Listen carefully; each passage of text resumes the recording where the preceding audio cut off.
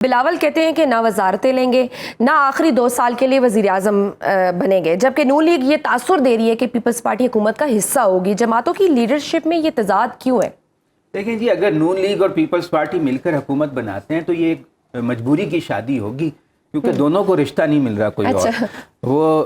P T I کے جو ہے وہ اتحاد کرنے کے لیے تیار نہیں، نہ پیپلز پارٹی سے اور نہ نون لیگ کے ساتھ۔ پی ٹی آئی کی اپنی سیٹیں کم ہیں اتنی ابھی، جو ویسے تو وہ کہہ رہے ہیں کہ فارم 45 کے مطابق ہماری 180 سیٹیں ہیں، یا بعض لوگ کہہ رہے ہیں 150 ہیں، لیکن ہیں تو ابھی ان کی 93، اس میں سے بھی شاید 2 لوگ ڈیفیکٹ کر گئے ہیں۔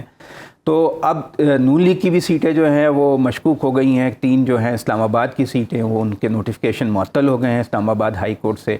ہو سکتا ہے کہ سپریم کورٹ سے وہ بحال ہو جائیں، لیکن یہ کہ ایک انسرٹنٹی اور بے یقینی تو ہے کہ یہ نمبر جو ہے قائم رہے گا یا نہیں رہے گا، اور یہ پارٹی پوزیشن حتمی ہے یا نہیں۔ بہت وسیع پیمانے پہ پروٹیسٹ ہو رہا ہے، تحریک لبیک کر رہی ہے، سندھ کی پارٹیاں جی ڈی اے کر رہی ہے،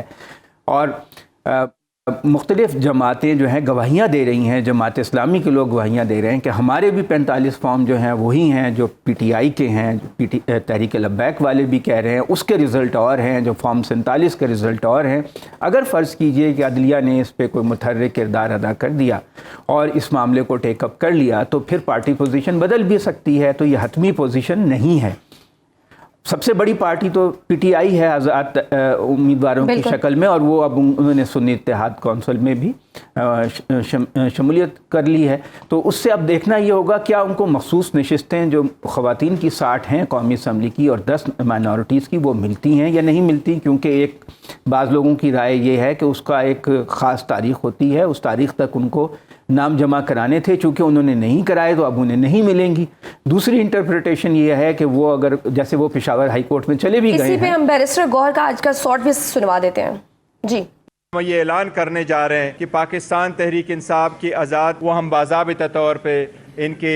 سنی اتحاد کونسل کو اسمبلی میں جوائن کریں گے، اور الیکشن کمیشن سے باضابطہ طور پر آج ایک لیٹر کے ذریعے ہم ایک درخواست کر رہے ہیں کہ ہمارے نیشنل اسمبلی میں چاہے وہ وومن یا نان مسلم سیٹیں، چاہے وہ پنجاب یا کے پی کے اور دوسرے صوبوں میں ہیں، کہ ہماری ریزرو سیٹوں کی ایلوکیشن ہمارے پارٹی اسٹرینتھ کے مطابق، قانون کے مطابق وہ ہمیں ایلوکیٹ کرے۔ جی عدنان عادل صاحب، آپ دیکھیں اب یہ ابھی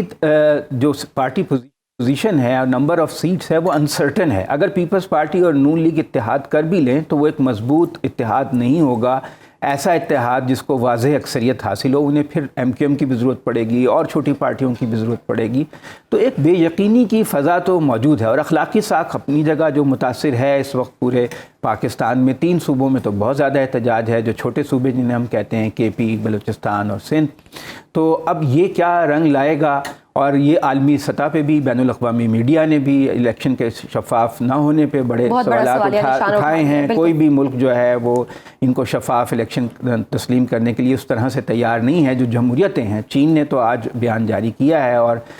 مبارکباد دی ہے الیکشن کرانے پہ، لیکن جو جمہوری ممالک ہیں انہوں نے کسی نے اس کو سراہا نہیں ہے۔ تو اب یہ ان مسائل کے ہوتے ہوئے ہمیں پھر آگے آئی ایم ایف سے پیسے بھی لینے ہیں۔ انہوں نے پہلے بھی جب قرضہ کی ایگریمنٹ کیا تھا تو پی ٹی آئی سے بھی مشاورت کی تھی۔ تو کیا ان حالات میں جو عالمی ریٹنگ ایجنسی فچ ہے اس کی رپورٹ بھی آئی ہے، وہ بھی یہی کہہ رہی ہے کہ بے یقینی کی فضا ہے، اور تحریک انصاف جو ہے اس کو کارنر کرنے سے وہ بد اعتمادی اور عوام میں وہ بے اطمینانی بڑھے گی۔ تو اب دیکھنا یہ ہے کہ کیا پی ٹی آئی کو کس طرح سے سسٹم میں، مین سٹریم میں کس طرح سے ایڈجسٹ کیا جاتا ہے، اس کی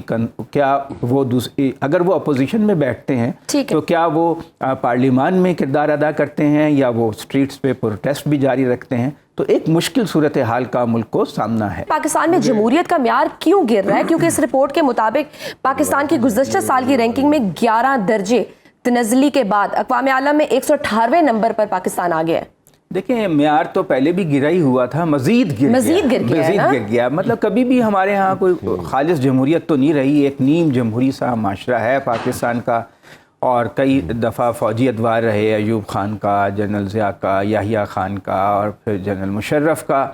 اور پھر جو سو کالڈ جمہوری ادوار تھے وہ بھی نیم جمہوری ہائیبرڈ قسم کے ادوار تھے۔ تو ایک تو یہ کہ پاکستان کا جو معاشرہ ہے ایک پسماندہ معاشرہ تھا، ٹرائبل فیوڈل سٹرکچر ہے یہاں پر، کلچرلی بیکورڈ تھے۔ تو ایک جمہوریت تو ایسے معاشرے میں ہوتی ہے جہاں لٹریسی زیادہ ہو، فنکشنل لٹریسی زیادہ ہو، مڈل کلاس کا سائز بڑا ہو، تو اس کو ایک سپورٹ بیس چاہیے جو ڈیموکریسی کو سسٹین کر سکے۔ ہمارے ہاں اب مڈل کلاس تو بن گئی ہے اور لٹریسی بھی بڑھ گئی ہے، اس لیے لوگوں کی شمولیت بھی زیادہ، آپ نے دیکھا نا اس الیکشن میں کتنے جوش و خروش سے لوگوں نے حصہ لیا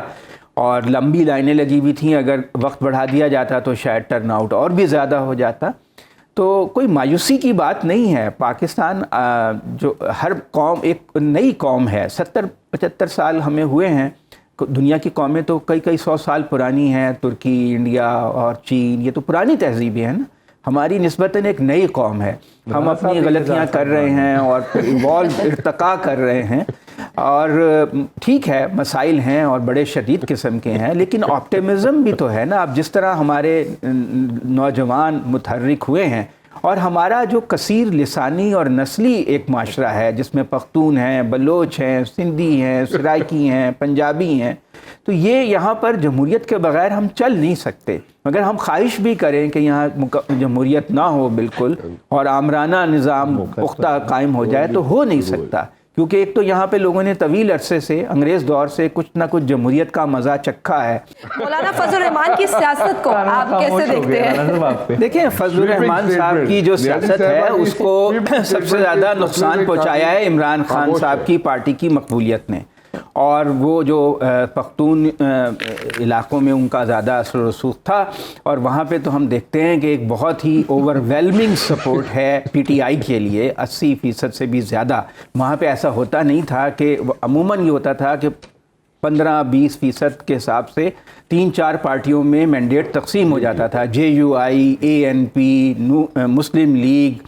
اور پیپلز پارٹی، یہ ایک ٹرینڈ چلا رہا تھا، لیکن پی ٹی آئی کی وجہ سے وہ ٹرینڈ ختم ہو گیا اور مسلسل تیسری بار انہیں وہاں پر ایک بھاری اکثریت سے